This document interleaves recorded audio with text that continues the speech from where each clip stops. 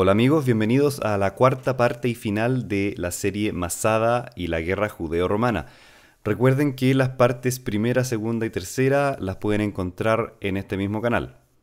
Quería comenzar mostrándoles esta imagen en la cual a mano derecha, que es la persona que está en juicio, ¿cierto? La persona que está de pie, es el universalmente famoso apóstol Pablo. Esta es una escena tal cual está descrita en el libro de Hechos de los Apóstoles en el Nuevo Testamento, ¿cierto? Y el motivo principal que les quería mostrar esta imagen es por la persona que está sentada, ¿cierto? Que es un rey. Es el rey que ya lo hemos mencionado antes en las partes anteriores, Herodes Agripa II, quien en ese momento, alrededor de, comenzando la década del 60, es el rey que está, podríamos decir, a cargo de los judíos. No es el rey de Judea, pero es el rey que en cierta forma está a cargo de los judíos. No es el rey que eligieron los judíos, que los judíos nunca fueron una democracia ni mucho menos, pero sí está a cargo de supervisar algunos asuntos, particularmente todo lo que tenga que ver con el Templo de Jerusalén.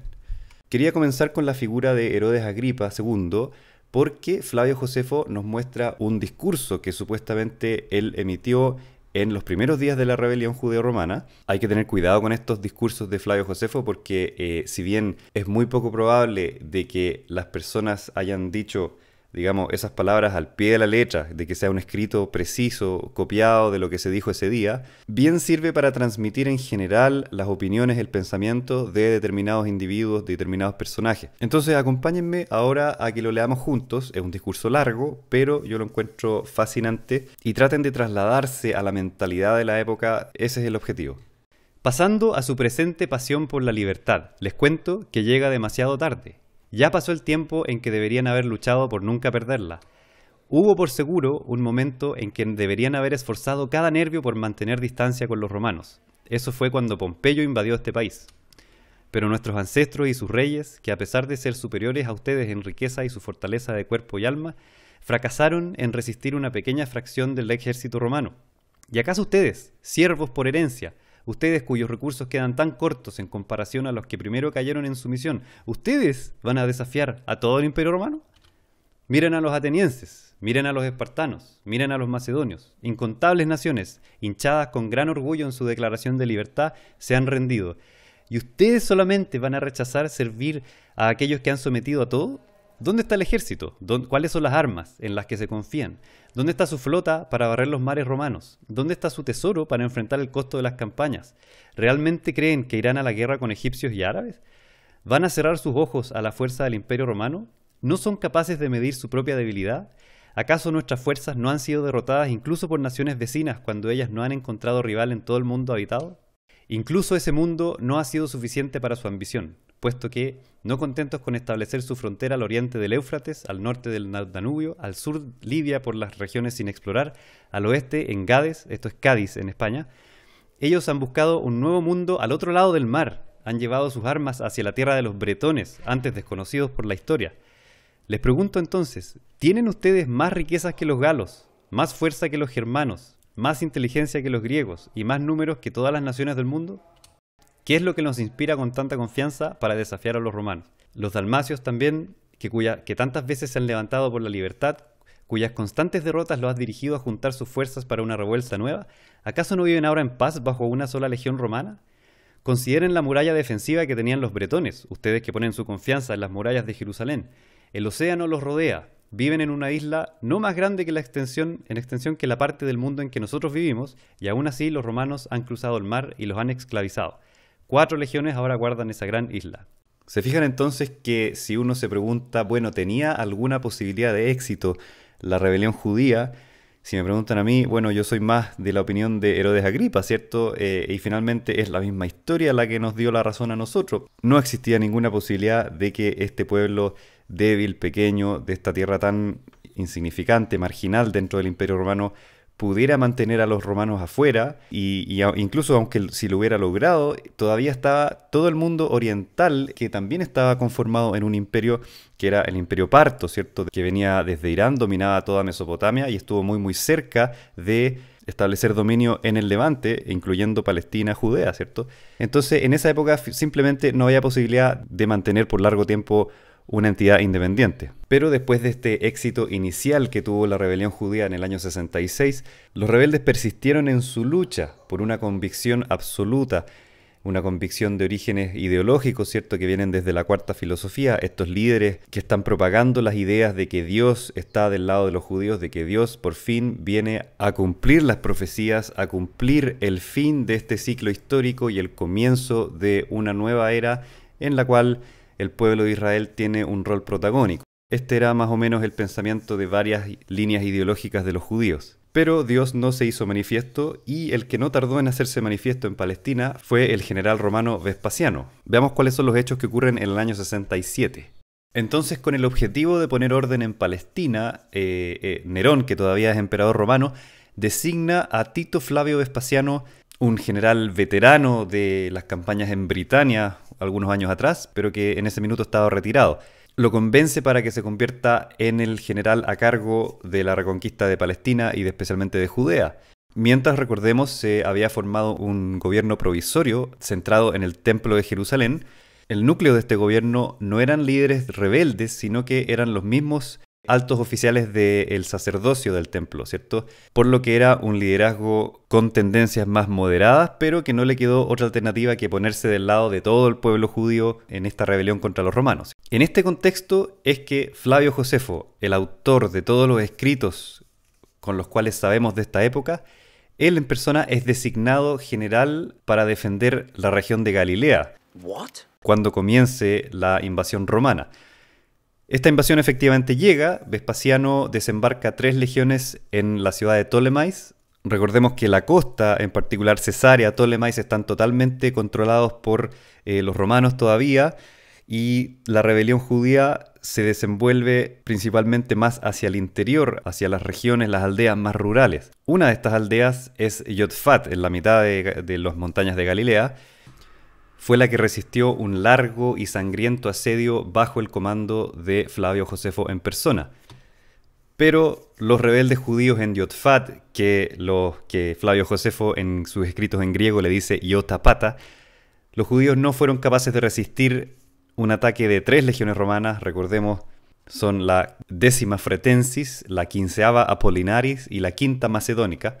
Y se describe que murieron todas las personas dentro de la ciudad cuando finalmente los romanos lograron penetrar, siendo Flavio Josefo uno de los pocos sobrevivientes, quien por lo demás es tomado prisionero por los romanos. Y veremos que eventualmente Josefo se gana el favor, se gana el visto bueno de Vespasiano, y a partir de ese minuto Flavio Josefo va a intentar colaborar con los romanos para pacificar, para tratar de convencer a los judíos que se rindan, de que fuerzas romanas son invencibles, motivo por el cual a veces Flavio Josefo es tratado como una especie de traidor de los judíos, ¿cierto? Porque se va al lado de los romanos.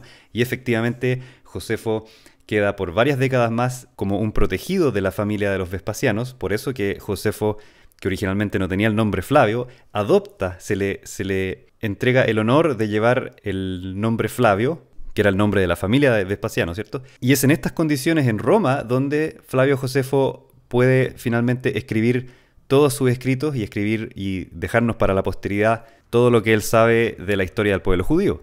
Porque con o sin Josefo, los judíos iban a perder la guerra igual. Pero Flavio Josefo, pasándose al lado de los ganadores, le hace el favor más grande, más bonito a su propio pueblo, que es registrar su historia, registrar todo lo que hoy se sabe de los judíos en la antigüedad en este compilado de obras que es sin duda uno de los mejores complementos a la Biblia misma. En fin, la guerra continúa ese mismo año. Con la victoria romana en Yotfat, el control de Galilea está prácticamente completo, pero quedan todavía los enclaves judíos un poquito hacia el oriente del mar de Galilea, en la región que se llama el Golán. Los operativos romanos importantes en esa región fueron principalmente Gamala, una aldea ubicada en la cima de una montaña que por esta característica y por ser el último refugio de la rebelión judía en el norte ha sido llamada la Masada del Norte, y la aldea de Giscala, la cual es importante de mencionar porque después de que cae Giscala, uno de los principales líderes rebeldes del norte, que es Juan de Giscala, va a tomar a su gente, a una cantidad de seguidores que tiene, y se va a trasladar al sur hacia Jerusalén. Justamente Jerusalén está recibiendo miles de refugiados de las guerras romanas en Galilea, porque siendo la ciudad amurallada más fuerte de Judea, es capaz de sostener a muchas personas y de resistir un prolongado asedio romano. Así prácticamente completa la reconquista romana de todo el norte de Palestina. Entramos al año 68, un año caracterizado principalmente por confusión política en todas partes. Me refiero, por supuesto, tanto en Roma como en Judea. La entrada a Jerusalén de Juan de Guiscala, este Galileo del norte con todos sus hombres, causa una desestabilización de los poderes intramuro dentro de la ciudad de Jerusalén.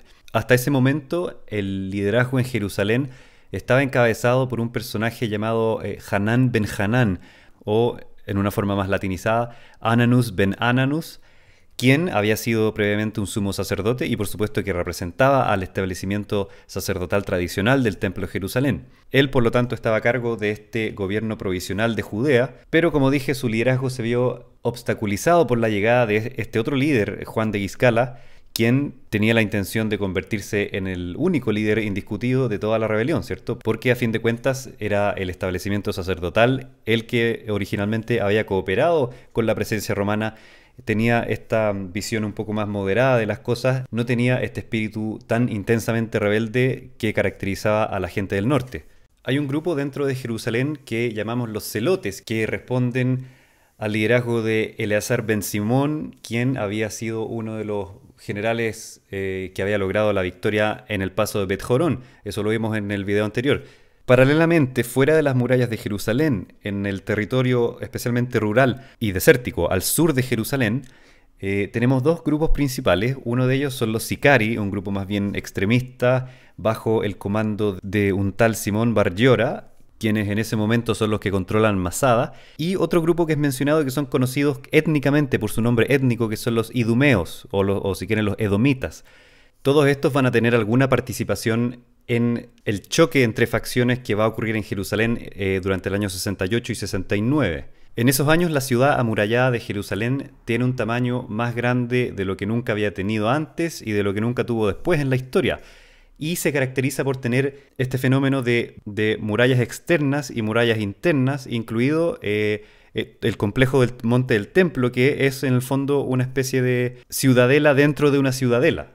Así es como se desata una guerra civil entre las distintas facciones judías y entre aquellas que están ubicadas en los compartimentos más interiores de las murallas y siendo asediados por aquellos que están en los compartimentos externos. Por ejemplo, son los celotes los que se encierran y tienen que defender el monte del templo, y la facción de Hanán ben Hanán queda dentro de la ciudad, fuera del complejo del monte del templo. Es un verdadero caos, un desastre lo que está pasando antes que siquiera lleguen los romanos a las puertas de Jerusalén. Eventualmente la facción que pierde esta batalla es la facción sacerdotal, con la muerte de Hanán ben Hanán, tras lo cual Juan de Guiscala queda con el poder en Jerusalén, se convierte en un verdadero tirano, a la gente no le agrada demasiado este nuevo líder, por lo que hacen el llamado a Simón Bar Giora para que entre a defender Jerusalén, y Simón Bar Giora entra de manera triunfal, como un verdadero rey, como un verdadero mesías, ¿cierto?, a Jerusalén. Nos recuerda mucho la entrada de Jesús a Jerusalén. El asunto es que finalmente, en la etapa final de la guerra, que es en el año 69 al 70, tenemos a tres líderes judíos dentro de Jerusalén. Tenemos a Juan de Guiscala, Simón Bar Giora y a Eleazar ben Simón, todos los cuales son enemigos entre sí. Un verdadero desastre, porque de haberse unido todas las facciones judías que estaban en Jerusalén, posiblemente la ciudad habría aguantado y podría haberse llegado quizá a alguna solución, alguna conversación, alguna tregua. En fin, este, como tantos otros, es uno de los grandes ¿qué habría pasado si? En la historia. Ahora pongan atención en lo siguiente, que es un evento clave, determinante en el destino final de los judíos y de Jerusalén, que ocurre en medio de todo este conflicto. Lo que me refería de la confusión política que ocurre el año 68 no está ocurriendo solamente en Judea, sino que en Italia y a lo largo de todo el Imperio Romano. En junio del 68 ocurre el suicidio del emperador Nerón, lo que genera un verdadero caos político en Italia, porque este es el verdadero fin de una era. Con la muerte de Nerón se termina la dinastía Julio-Claudia, que viene manejando los asuntos de Roma desde Augusto César e incluso desde los tiempos de su antecesor Julio César. Lo que viene entonces en Roma es el llamado Año de los Cuatro Emperadores. En Roma se desata una verdadera guerra civil, donde vemos una sucesión de 4 emperadores en el mismo año, partiendo con Galba, Otto, y el tercero es Vitellius, y el cuarto, el que se va a convertir finalmente en emperador durante largos 10 años y va a mantener su dinastía a través de la sucesión de sus hijos Tito y Domiciano, es el mismo Vespasiano, el mismo general que quedó a cargo de la pacificación de Judea. Lo que ocurre en el año 68-69 en el Imperio Romano es algo que vamos a ver repetidas veces en la historia del Imperio Romano, que es cuando muere algún emperador sin quedar un claro candidato para la sucesión del puesto de emperador. Para convertirse en emperador romano no es necesario pertenecer a alguna familia en especial, sino que básicamente ser un comandante victorioso, lo cual es el verdadero significado de la palabra imperator, y eso tiene que ver con la lealtad de las legiones a un solo comandante y va a ser su genialidad, su habilidad, lo que lo va a llevar a ganarse esta popularidad de sus legiones y del pueblo en general. Pero lo que sucede es que en cada región del imperio donde existen legiones romanas, existen varios de estos líderes que son aclamados por sus hombres imperator. Ahora, para completar la formalidad de convertirse en el hombre número 1 del Imperio Romano, debería en teoría ser aprobado el nombramiento de princeps de este hombre en el Senado de Roma. Y es en realidad el título de princeps lo que te convierte en emperador romano y no tanto el título de imperator, que, repito, solo quiere decir comandante victorioso. Se desata entonces una verdadera guerra civil en la que ninguno de los 3 primeros emperadores va a tener aprobación universal. Pero Vespasiano se va dando cuenta cada vez más de que tiene a mucha gente, muchas legiones, muchos reyes locales que lo aclaman como emperador y que le muestran su aprobación, su apoyo, y él, sin haber tenido en su vida el plan de convertirse en emperador romano, se ve metido en esta situación en la cual él se convence cada vez más de que él efectivamente puede ser el mejor candidato. Algunos historiadores reportan además de que existía en esos años una leyenda, una profecía, de que de Judea iba a salir aquel que iba a gobernar el mundo. Lo cual hoy día a nosotros nos resuena claramente como que esa persona va a ser Jesús, ¿cierto? Jesucristo, quien por supuesto no gobernó el mundo, pero de alguna manera la iglesia gobernó el mundo finalmente. Pero si es que esa profecía existía, y seguramente tenía que ver con el cristianismo que estaba muy temprano en esa época, la profecía se cumplió y finalmente salió de Judea el que gobernó el mundo, que fue Tito Flavio Vespasiano. La importancia de todo esto radica finalmente en que la pacificación de Judea se convierte en un acto político para Vespasiano, porque por supuesto para convertirse en emperador victorioso, imperator, es fundamental demostrar tu calidad, tu habilidad en el terreno militar. Por eso que el mensaje de Vespasiano para su hijo Tito, quien es el comandante que queda directamente a cargo de la rebelión en Judea, es probablemente aplasta la rebelión cueste lo que cueste. Esto nos lleva a la pregunta inicial de esta charla, que es: ¿existe acaso una condición intrínseca entre las culturas romana y judía que las hace incompatibles para convivir? ¿Son acaso los romanos naturalmente malvados que van y quieren destruir el templo de Jerusalén porque son malos? Y no, aquí vemos que todo finalmente termina siendo un acto político y por supuesto que la incapacidad de las distintas sectas, de las distintas facciones judías dentro de Jerusalén también es uno de los principales factores que deriva en la destrucción de Jerusalén. Así, el año 70 comienza el asedio a Jerusalén por las legiones Quinta Macedónica, Doceava Fulminata, Quinceava Apolenaris y Décima Fretensis. El asedio duró unos 5 meses, no voy a relatar acá todo lo sufrido que fue, toda la destrucción que ocurrió, toda la sangre que se derramó, todo eso está descrito en gran detalle en los escritos de Flavio Josefo. El asunto es que, como hemos dicho varias veces ya, la rebelión fue aplastada y Jerusalén, la ciudad más bonita, más importante del Oriente, fue destruida, incluyendo el famoso templo al dios Yahvé de los judíos, el templo más increíble del Oriente. Finalmente, Vespasiano obtuvo su tan ansiada victoria en Judea y en la celebración de su triunfo, que es este desfile que típicamente los emperadores victoriosos organizan en las calles de Roma para exhibir las riquezas obtenidas y los enemigos a los que humillaron, fueron desfilados, encadenados, los 2 líderes rebeldes que quedaron a cargo de la defensa de Jerusalén en el año 70, que fueron Juan de Guiscala y Simón Bar Giora. Y bueno, queridos amigos, ya estamos entrando a la parte final de esta serie de videos. Ustedes se preguntarán, bueno, la serie se llama Masada y la guerra judeo-romana, y ¿cómo puede ser de que casi Víctor no ha mencionado Masada? Es cierto, no he hablado mucho de Masada, lo he mencionado una que otra vez en estos 4 videos, y me he referido únicamente a la guerra judeo-romana.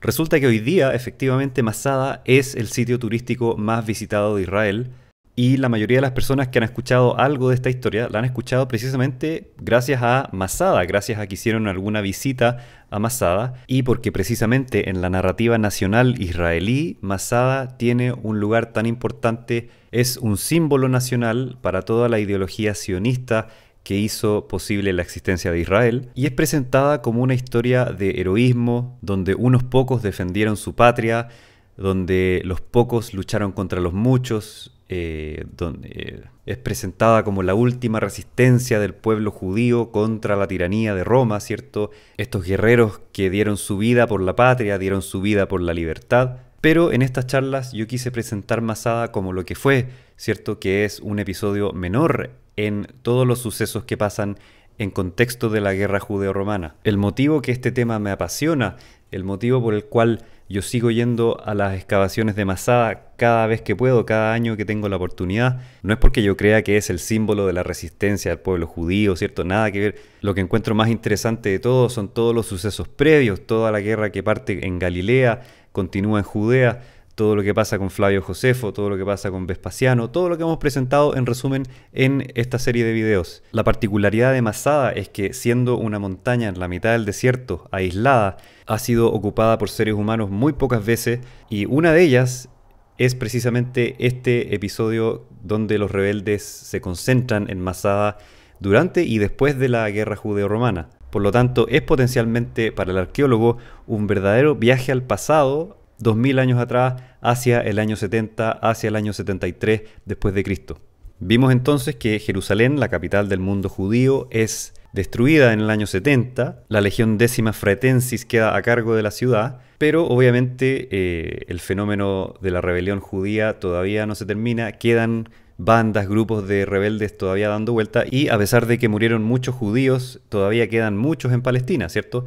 Los rebeldes designan a nuevos líderes, en particular conocemos a Eleazar Ben Yair, quien viene de una familia, como ya vimos, hace varias décadas relacionada con el pensamiento rebelde en Judea, y muchas familias de los judíos tienen que irse en condición de refugiados a vivir a Masada, donde, como también ya hablamos, a pesar de estar en la mitad del desierto, está repleto de provisiones y tiene sistemas para almacenar agua, es decir, arriba de Masada puede aguantar una buena cantidad de personas a pesar de estar en condiciones muy difíciles. Entonces, efectivamente, a pesar de ya haber ganado la guerra a los romanos, todavía respira este foco de la rebelión en Masada, y a pesar de ser un operativo muy difícil asediar y penetrar Masada, el nuevo gobernador de Judea, llamado Lucius Flavius Silva, lleva a la legión décima Fretensis y comienza el asedio a Masada. Lo que yo encuentro más increíble de todo este episodio no es exactamente el asunto de la resistencia judía arriba de Masada, sino el increíble operativo que los romanos tienen que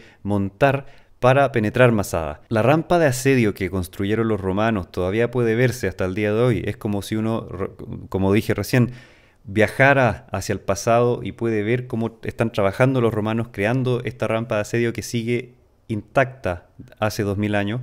Juntaron tierra, árboles, relleno, lo que encontraron para hacer esta estructura enorme y poder acercarse, ascender con sus máquinas de asedio y finalmente lograr romper las filas, echar abajo las murallas y penetrar Masada. Es sin duda uno de los operativos militares romanos más increíbles de la época y de toda la historia del Imperio Romano probablemente. Y finalmente, bueno, el detalle que a la gente más le gusta, el detalle que todos preguntan, ¿cierto? Que es el momento más famoso de la historia de Masada, que Flavio Josefo nos cuenta que los últimos sobrevivientes de Masada, en lugar de entregarse a la esclavitud de los romanos, ¿cierto? Prefirieron, en vez de la esclavitud, prefirieron la muerte.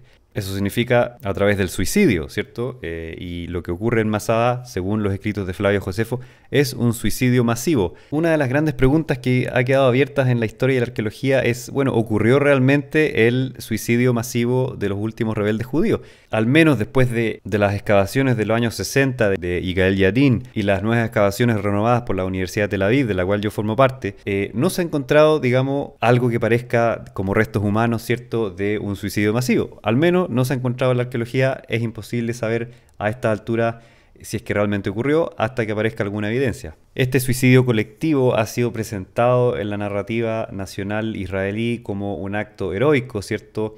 Un acto de nobleza espiritual en la cual los protagonistas prefieren la muerte que no tener libertad. Pero si lo miramos con otros ojos, también tenemos que pensar, bueno, ¿cuál era su probable destino en caso de sobrevivir y ser capturado por los romanos? Bueno, ellos eran rebeldes del Imperio Romano y todos sabemos lo que les pasa a los rebeldes del Imperio Romano. Entonces, pregúntense ustedes, ¿qué será mejor? ¿Morir por mi propia espada? ¿Morir junto a mi familia, dándole, cierto, mi última bendición, despidiéndome de ellos? ¿O morir en las peores condiciones después de horas de tortura, horas de sufrimiento y dolor, como ya conocemos que es este método de castigo típicamente romano? Bueno amigos, llegamos al final de esta serie de videos. Yo lo pasé muy bien, al menos haciéndola. Era importante para mí traspasar la pasión que yo siento por este sitio arqueológico y por este periodo de la historia. Obviamente no hablamos de todos los aspectos, es imposible cubrir todo, así que cualquier cosa, quieren conversar, quieren hablar de un tema específico que haya ocurrido en contexto de todos estos acontecimientos, lo podemos conversar en otro minuto y sigamos conectados con todas las actividades que tengo preparadas en la iniciativa Oriente Antiguo. Así que nos vemos, hasta la próxima. Chao, chao.